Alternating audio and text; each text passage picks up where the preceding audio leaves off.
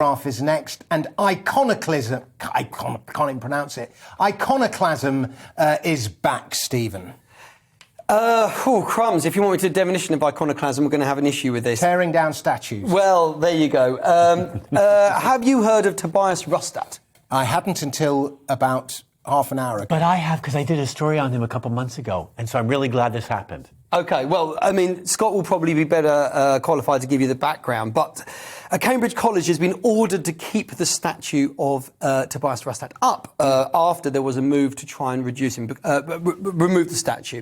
And it's because there was links to the slave trade for him, but ones that are not enormously proven. And this is where it becomes a little bit of a grey area. And also, it's a Cambridge University college was told by a court they couldn't do it. And actually, it was an ecclesiastical court. And I frankly miss the days when decisions by the church make it into the mainstream press. Because an ecclesiastical court has said that it would cause considerable harm to the building's historical interest if they took it down, despite the fact the Archbishop of Canterbury, Justin Welby, called it a memorial to slavery that should be taken down. So actually, there was discussions within Cambridge University, within the community, and also within the church with opposing factions.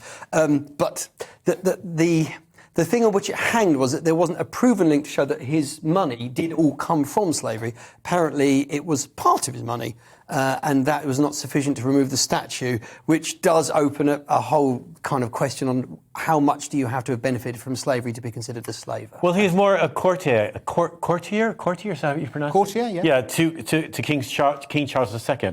That's really how he lived for a very long time, and he made a lot of money being nice to people diplomatically in the court. That's how he became rich. And then I think as soon as you're having this argument, you've lost. But no, his wealth has also provided 800 scholarships to students. Yeah, but it's a bit like the Hitler was kind to dogs argument.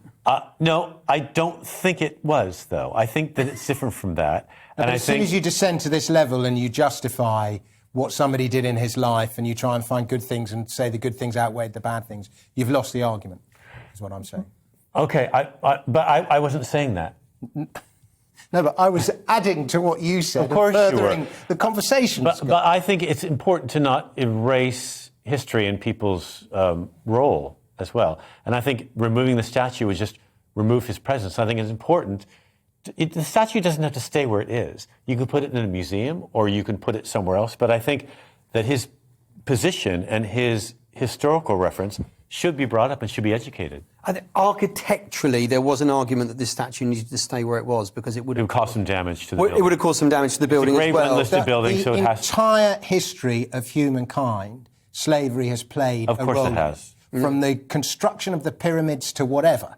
And you know, the World Cup stadium right now. We're going to just to the World Cup now. Are we just going to eradicate the entire history of humankind? If that's your argument, then fine. You either eradicate all history or you leave it alone. I have finished my rant. Wow. Right. Thursdays. It was quite butch, wasn't it, Scott? Gosh.